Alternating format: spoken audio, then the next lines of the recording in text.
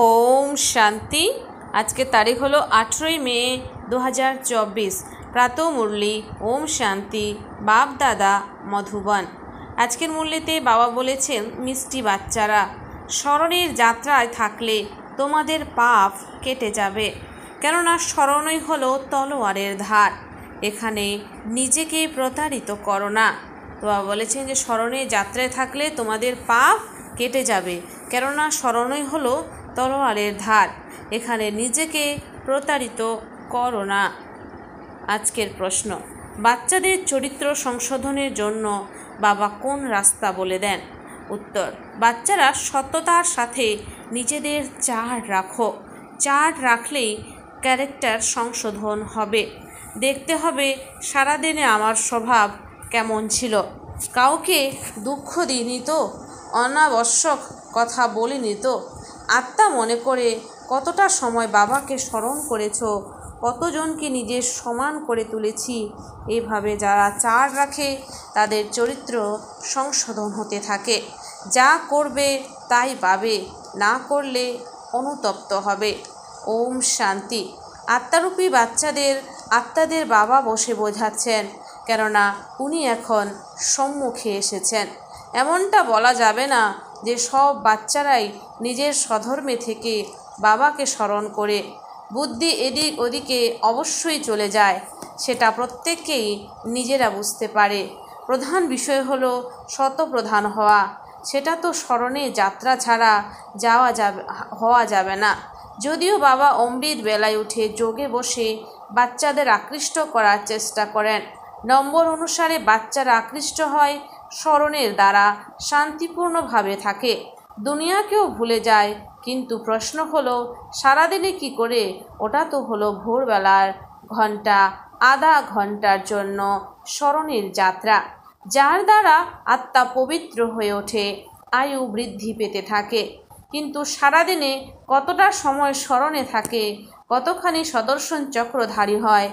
এমন নয় যে বাবা তো সব কিছু জানেন। নিজের অন্তর মনকে জিজ্ঞাসা করতে হবে যে আমি সারাদিন কি করেছি।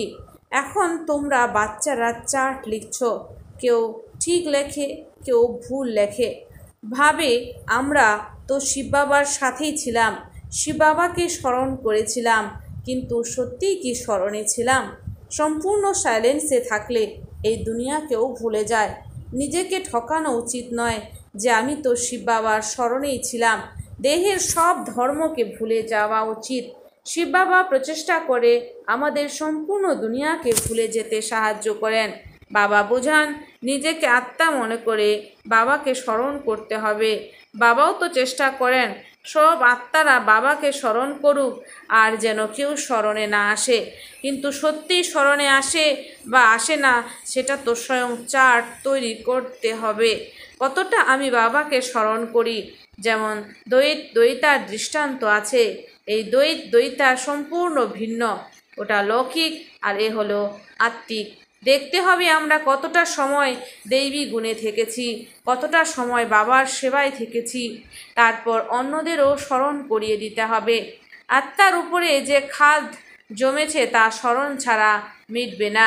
ভক্তি মার্গে অনেককে স্মরণ করো তোমরা, এখানে একজনকে স্মরণ করতে হবে। আমরা আত্মারা ছোট বিন্দু, সুতরাং বাবাও অনেক ছোট সূক্ষ্ম এক বিন্দু স্বরূপ।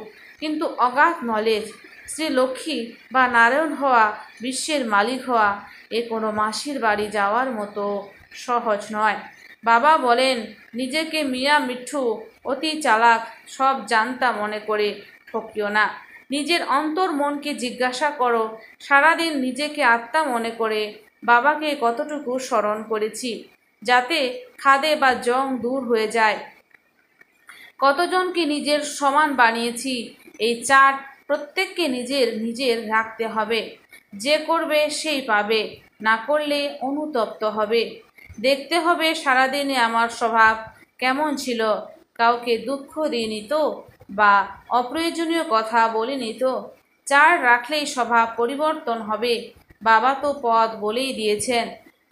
দ্বৈতা একে অপরকে স্মরণ করা মাত্রই সামনে এসে উপস্থিত হয়। দুজন যদি ফিমেলও, তাও সাক্ষাৎকার হতে পারে।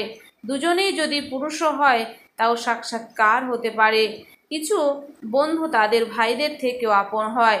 তাদের মধ্যে এত ভালোবাসা তৈরি হয় যা নিজের ভাইদের প্রতিও থাকে না। একে অপরকে ভালোবাসার সাথে তুলে ধরে। বাবা তো অনুভবী, তাই না? সুতরাং বাবা অমৃত বেলায় বেশি টানতে থাকেন। চুম্বক তিনি এভার পিওর, তাই আকৃষ্ট করেন। বাবা তো অসীম জগতের, তাই না? তিনি জানেন বাচ্চারা তার কতটা প্রিয়। সুতরাং তিনি অমৃত বেলায় তোমাদের টেনে তোলেন। এই স্মরণের যাত্রা অতি আবশ্যক। যেখানে যাও, বেড়াতে যাও, উঠতে বসতে খেতে জাগতে স্মরণ করতে পারো। দ্বৈতা সর্বত্রই স্মরণ করে, তাই না? এটাও তাই। বাবাকে স্মরণ তো করতেই হবে, নয়তো বিকর্ম কিভাবে বিনাশ হবে? অন্য কোনো উপায় নেই। এ হল অত্যন্ত সূক্ষ্ম বিষয়। তলোয়ারের ধারের উপরে চলতে হবে। স্মরণই হলো তলোয়ারের সেই ধার। তোমরা তো বারে বারেই বলতে থাকো যে স্মরণ ভুলে যায়। তলোয়ার কেন বলা হয়? কারণ এর দ্বারাই পাপ কেটে যাবে, তোমরা পবিত্র হবে। এটা খুব সংবেদনশীল। যেমন ওরা লৌকিকে আগুনের উপরে দিয়ে হাঁটে, আর তোমাদের বুদ্ধি যুক্ত হয়ে যায় বাবার সাথে। বাবা এখানে এসেছেন আমাদের উত্তরাধিকারী করে তুলতে। তিনি উপরে নেই, এখানে এসেছেন। তিনি বলেন, সাধারণ শরীরে আসি। তোমরা জানো বাবা উপর পরম ধাম থেকে নিচে নেমে আসেন। চৈতন্য হীরে এই উপযুক্ত পাত্রে বসে আছেন। শুধুমাত্র এতে খুশি হলে হবে না যে আমরা বাবার সাথে বসে আছি। বাবা এটা জানেন, তাই তোমাদের টেনে তোলার চেষ্টা করেন। কিন্তু এ তো আধা পৌনে ঘন্টার জন্য। বাকি সারাদিন সময় নষ্ট করলে তাতে লাভ কি হবে? বাচ্চাদের নিজের চার্ট সম্পর্কে সচেতন হতে হবে। এমনটা নয়, আমি তো ভালো ভাষণ দিতে পারি, চার্ট রাখার আমার কী বা প্রয়োজন আছে? এই ভুল করা উচিত নয়। মহারথীদেরও চার্ট রাখা উচিত। মহারথী অনেক সংখ্যক নেই, গুণতি কিছু আছে। অনেকের ওই নাম রূপ ইত্যাদিতে অনেক সময় নষ্ট হয়ে যায়। লক্ষ্য অনেক উচ্চ। বাবা সব কিছুই বুঝিয়ে দেন, যাতে স্টুডেন্ট এমনটা না ভাবে যে বাবা অমুক পয়েন্টস বোঝেনি। এটাই হলো প্রধান বিষয়। স্মরণ আর সৃষ্টিচক্রের নলেজ। এই সৃষ্টিচক্রের 84 জন্মকে তো কেউ জানে না, তোমরা বাচ্চারা ছাড়া। বৈরাগ্য তোমাদের আসবে। তোমরা জানো এই মৃত্যুলোকে এখন আর দীর্ঘদিন থাকা যায় না। চলে যাওয়ার আগে পবিত্র হতে হবে। দেবী গুণ অবশ্যই প্রয়োজন। নম্বর অনুসারে তোমরা মালায় গাঁথা হবে। তারপর নম্বর অনুসারে রাজধানীতে আসতে হবে। তারপর নম্বর অনুসারে তোমরা পূজিত হয়ে থাকো। অনেক দেবতাদের পুজো করা হয়, কত নাম রাখা হয়। চণ্ডিকা দেবীরও মেলা হয়। যে রেজিস্টার রাখে না সে সংশোধিত হয় না। সুতরাং বলা হয়, এ তো চণ্ডিকা। শোনেও না, মানেও না। এ হলো অসীম জগতের বিষয়। পুরুষার্থ না করলে বাবাও বলবেন, এ তো বাবাকে মানে না, পদাধিকার কম হয়ে যাবে। তাই বাবা বলেন নিজের প্রতি যথেষ্ট লক্ষ্য রাখতে। বাবা অমৃতবেলা এসে কত চেষ্টা করেন স্মরণের যাত্রার জন্য। লক্ষ্য অনেক উচ্চ। নলেজকে তো সস্তা সাবজেক্ট বলা হবে। 84 চক্র স্মরণ করা অনেক বড় বিষয় নয়, কিন্তু গুরুত্বপূর্ণ বিষয় হলো স্মরণের যাত্রা, যাতে অনেকেই বিফল হয়। এটাই তোমাদের যুদ্ধ। তোমরা স্মরণ করতে বসো, কিন্তু মায়া এসে ফেলে দেয়। নলেজে যুদ্ধেরও কোনো প্রশ্নই নেই। নলেজ হলো সোর্স অফ ইনকাম। এখানে পবিত্র হতে হয়। সেই জন্যই বাবাকে আহ্বান করে বলে, অতীত থেকে পাবন করে তোলো। এমন নয় যে এসে পড়াও, বলবে তুমি এসে পবিত্র করে তোলো। সুতরাং এইসব পয়েন্টস বুদ্ধিতে রাখা উচিত। সম্পূর্ণ রাজযোগী হতে হবে। নলেজ তো খুবই সহজ, শুধুমাত্র যুক্তি দিয়ে বোঝাতে হয়। বচন ভঙ্গিও মিষ্টি হওয়া উচিত। তোমরা এই জ্ঞান প্রাপ্ত করেছ, সেটাও তোমরা তোমাদের কর্মানুসারে বলবে। শুরু থেকেই ভক্তি করেছ, সুতরাং ভালো কর্মই করেছ। সুতরাং শিব বাবাও বসে ভালো করে বোঝান। যত বেশি ভক্তি করেছ, শিব বাবাও তত বেশি সন্তুষ্ট হয়েছেন। সুতরাং তোমরাও দ্রুত জ্ঞানকে গ্রহণ করতে পারবে। মহারথীদের বুদ্ধিতে এইসব পয়েন্টস ধারণা হবে। যদি তোমরা লিখে রাখো তবে ভালো পয়েন্টসগুলোকে আলাদা করে রাখতে পারবে, পয়েন্টসের গুরুত্ব বুঝতে পারবে। বাবা সবসময় বলেন, ভাষণ দেওয়ার আগে লেখো, তারপর বিচার করো। এইভাবে পরিশ্রম কেউ করে না, সব পয়েন্টস কারো স্মরণে থাকে না। ব্যারিস্টারও পয়েন্টস নোট করে রাখে ডায়েরিতে। তোমাদের তো খুবই প্রয়োজন, বিষয় লিখে তারপর পড়া উচিত, সংশোধন করা উচিত। এইটুকু পরিশ্রম না করলে জাম দিয়ে অসফল হবে। তোমাদের বুদ্ধিযোগ এদিক ওদিক বিভ্রান্ত হয়ে পড়বে। খুব অল্প সংখ্যক আছে যারা সহজভাবে চলে। সার্ভিস ছাড়া তাদের বুদ্ধিতে আর কিছুই থাকে না। মালায় আসতে হলে পরিশ্রম করতে হবে। বাবা তোমাদের উপদেশ দেন এবং সেটা তোমাদের হৃদয় স্পর্শ করে। যে স্মরণ করে না সে নিজেও সেটা জানে। যদিও তোমরা তোমাদের ব্যবসা, কাজকর্ম ইত্যাদি করে থাকো, কিন্তু ডায়েরি তো সবসময় পকেটে রাখা উচিত, নোট করার জন্য। আলস্য করবে, নিজেকে চালাক মনে করবে, মায়াও কিছু কম নয়, চর কষাতে থাকবে। লক্ষ্মী নারায়ণ হওয়া কোনো মাসির বাড়ি যাওয়ার মতো সহজ নয়। বড় রাজধানী স্থাপন হতে চলেছে, কোটিতে কেউ কেউ আসবে। বাবাও ব্রহ্মা বাবা অমৃত বেলায় 2টোর সময় উঠে লিখতেন, তারপর পড়াতেন। পয়েন্টস ভুলে গেলে আবার বসে দেখতেন তোমাদের বোঝানোর জন্য। সুতরাং বোঝা যেত এখনো পর্যন্ত স্মরণের যাত্রা কত দূর হয়েছে, কর্মাতীত অবস্থা কতখানি হয়েছে। অনাবশ্যক কারো প্রশংসা করা উচিত নয়। অনেক পরিশ্রম করতে হয়, কর্মভোগের কষ্ট আছে। বাবাকে তোমাদের স্মরণ করা উচিত। আচ্ছা, এটাই জানবে যে মুরলি ব্রহ্মা বাবা নয়, শিব বাবা বলেছেন। বাচ্চাদেরকে সবসময় বোঝান যে শিব বাবাই তোমাদের মুরলি শোনান। কখনো কখনো মাঝে মাঝে এই ব্রহ্মা বাবাও কিছু কিছু কথা বলেন। বাবা তো একেবারে অ্যাকুরেট বলবেন। এনাকে ব্রহ্মা বাবা তো সারাদিন অনেক খেয়াল রাখতে হয়, মানে ব্রহ্মা বাবাকে সারাদিন অনেক খেয়াল রাখতে হয়। অনেক বাচ্চার রেসপন্সিবিলিটি রয়েছে।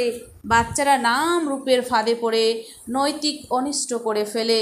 বাবাকে অনেক বাচ্চার খেয়াল রাখতে হয়। বাচ্চাদের জন্য মহল বানাতে হবে, তার ব্যবস্থা করতে হবে। যদিও সবটাই ড্রামা, বাবারও ড্রামা, ব্রহ্মা বাবারও ড্রামা, তোমাদেরও ড্রামা। ড্রামা ছাড়া কোনো জিনিস হতেই পারে না। প্রতিটি সেকেন্ডে ড্রামা চলতে থাকে। ড্রামাকে স্মরণ করতে গিয়ে তোমরা অস্থির হবে না, অচল অটল দৃঢ় থাকবে। অনেক তুফান মায়ার আসবে। কিছু বাচ্চা আছে যারা সত্যি বলে না, স্বপ্ন অনেক আসবে মায়ারূপে। প্রথমে তাদের আসতো না, তাদেরও আসবে। বাবা বুঝতে পারেন বাচ্চাদের উত্তরাধিকার পাওয়ার জন্য স্মরণের পরিশ্রম করতে হয়। কেউ কেউ পুরুষার্থ করতে করতে ক্লান্ত হয়ে পড়ে। লক্ষ্য অনেক উঁচু, তোমাদের 21 প্রজন্মকে বিশ্বের মালিক করে তোলেন। সুতরাং পরিশ্রম তো করতে হবে, তাই না? লাভলি বাবাকে স্মরণ করতে হবে। অন্তরে থাকে বাবা আমাদের বিশ্বের মালিক করে তোলেন, এমন বাবাকে তো প্রতিটি মুহূর্ত স্মরণ করা উচিত। সবচেয়ে বেশি সবচেয়ে প্রিয় হলেন বাবা। এই বাবা তো কামাল করে দেন, বিশ্বের নলেজ প্রদান করেন। বাবা বাবা বাবা বলে অন্তর মনে মহিমা করা উচিত। যে স্মরণ করবে তার প্রতি বাবারও আকর্ষণ থাকবে। এখানে আসেই বাবার কাছে রিফ্রেশ হওয়ার জন্য। সুতরাং বাবা বোঝান, মিষ্টি বাচ্চারা ফাঁকিবাজি করো না। বাবা দেখেন সবাই সেন্টার থেকে এখানে আসে। বাবা বলেন, আমি ওদের দেখি, জিজ্ঞাসা করি কতটা খুশি অনুভব করতে পেরেছো। বাবা তো বাচ্চাদের কথা ভাবেন, তাই না? মুখ দেখেন বাবার প্রতি কতখানি ভালোবাসা আছে। বাবার সামনে আসে, সুতরাং বাবাও আকৃষ্ট করেন। এখানে বসে বসে সব ভুলে যায়। বাবা ছাড়া আর কিছুই নেই। সম্পূর্ণ দুনিয়াকে ভুলে যেতেই হবে। এই স্থিতি বড় মিষ্টি আর অলৌকিক। বাবার স্মরণে এসে বসলে দু চোখ জলে ভরে যায়। ভক্তি মার্গেও অশ্রু সজল হয়, কিন্তু ভক্তি মার্গ আলাদা, জ্ঞান মার্গ আলাদা। এ হলো প্রকৃত সত্য বাবার সাথে প্রকৃত প্রেম। এই বিষয়টি আলাদা। এখানে তোমরা শিব বাবার কাছে আসো, নিশ্চয়ই তিনি রথে চড়ে আসেন। শরীরহীন আত্মা তো ওখানে পরমধামে মিলিত হতে পারে না। এখানে তো সবাই শরীরধারী, জানে ইনি বাপ দাদা। সুতরাং বাবাকে স্মরণ করতে হবে, অনেক ভালোবাসার সাথে মহিমা করতে হয় যে বাবা আমাদের কি দিচ্ছেন। তোমরা বাচ্চারা জানো বাবা এসেছেন আমাদের জঙ্গল থেকে নিয়ে যেতে। মঙ্গলম ভগবান বিষ্ণু বলা হয়, তাই না? সবার মঙ্গল প্রদানকারী, সবার কল্যাণ হয় একজনই বাবা, সুতরাং তাকেই স্মরণ করা উচিত। আমরাও কেন কারো কল্যাণ করতে পারবো না? নিশ্চয়ই কোনো দুর্বলতা আছে। বাবা বলেন, স্মরণের সেই শক্তি না থাকলে বাণীতেও আকর্ষণ কম থাকে। এটাও ড্রামা। এখন খুব ভালো করে তলোয়ারে যেমন থাকে ধারকে ধারণ করো। স্মরণের যাত্রা হলো পরিশ্রমের। আমরা আত্মা ভাইয়ের জ্ঞান প্রদান করি, বাবার পরিচয় দিই। বাবার কাছ থেকে উত্তরাধিকার পেতে হবে। বাবা অনুভব করেন প্রতিটি মুহূর্ত স্মরণ করতে তোমরা ভুলে যাও। বাবা সবাইকে তার সন্তান মনে করেন, তাই তো বাচ্চা বাচ্চা বলে ডেকে ওঠেন। এই বাবা সবার কি চমৎকার পাঠ এনার, তাই না? খুব অল্প সংখ্যক বাচ্চা বোঝে এই শব্দকার। একমাত্র বাবাই বাচ্চা বাচ্চা বলতে পারেন। বাবা বলেন, আমি এসেছি বাচ্চাদের উত্তরাধিকার দিতে। বাবা সব কিছুই শুনিয়ে দেন। বাচ্চাদের কাছ থেকে আমাকে কাজ তো নিতে হবে, তাই না? এই নলেজ খুব বিস্ময়কর এবং মনোরঞ্জক। এই নলেজ অদ্ভুত এবং জটিল। বৈকুণ্ঠের মালিক হওয়ার জন্য নলেজও তো এমনটাই চায়, তাই না? আচ্ছা, প্রত্যেককে বাবার স্মরণ করতে হবে, দেবী গুণ ধারণ করতে হবে। মুখ থেকে কখনো কোনো উল্টো পাল্টা কথা বেরোনো উচিত নয়। ভালোবাসা দিয়ে কাজ করাতে হবে। বাবা বলছে ভালোবাসা দিয়ে কাজ করাতে উল্টাপাল্টা কথা বের করা উচিত নয়। আচ্ছা, মিষ্টি মিষ্টি হারানিধি বাচ্চাদের প্রতি মাতা পিতা বাপদাদার স্মরণে স্নেহ সুমন আর সুপ্রভাত। আত্মাদের পিতা তার আত্মারূপী বাচ্চাদেরকে জানাচ্ছে নমস্কার। আমরা সমস্ত আত্মারূপী বাচ্চারা জানাই মাতা পিতা বাপদাদাকে স্নেহ সুমন আর নমস্কার। ধারণার জন্যে মুখ্য সার। 1 নম্বর, অমৃত বেলায় উঠে একান্তে বসে ভালোবাসার সাথে বাবাকে স্মরণ করতে হবে। অমৃত বেলায় উঠে একান্তে বসে ভালোবাসার সাথে বাবাকে স্মরণ করতে হবে। সম্পূর্ণ দুনিয়াকে ভুলে যেতে হবে। 2, বাবার সমান হয়ে সবার কল্যাণকারী হতে হবে। বলছেন বাবার সমান হয়ে সবার কল্যাণকারী হতে হবে। যা কিছু দুর্বলতা ঘাটতি আছে সেগুলিকে দূর করে দিতে হবে। বলছে বাবার সমান হয়ে বা সবার কল্যাণকারী হতে হবে।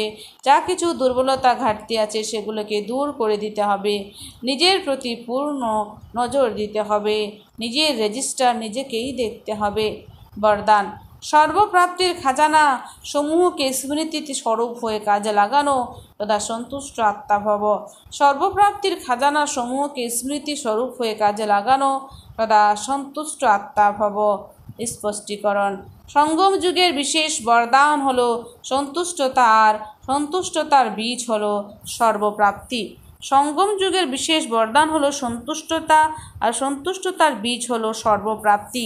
অসন্তুষ্টতার বীজ হলো স্থূল বা সূক্ষ্ম প্রাপ্তি। ব্রাহ্মণদের গায়ন হলো অপ্রাপ্তি কোনো বস্তু নেই ব্রাহ্মণদের খাজানাতে। সকল বাচ্চাদেরকে একের দ্বারা এরকম অগাধ খাজানা প্রাপ্ত হয়। কেবল সেই প্রাপ্ত হওয়া খাজানাগুলিকে সকল সময় কাজে লাগাও, অর্থাৎ স্মৃতির স্বরূপ হও।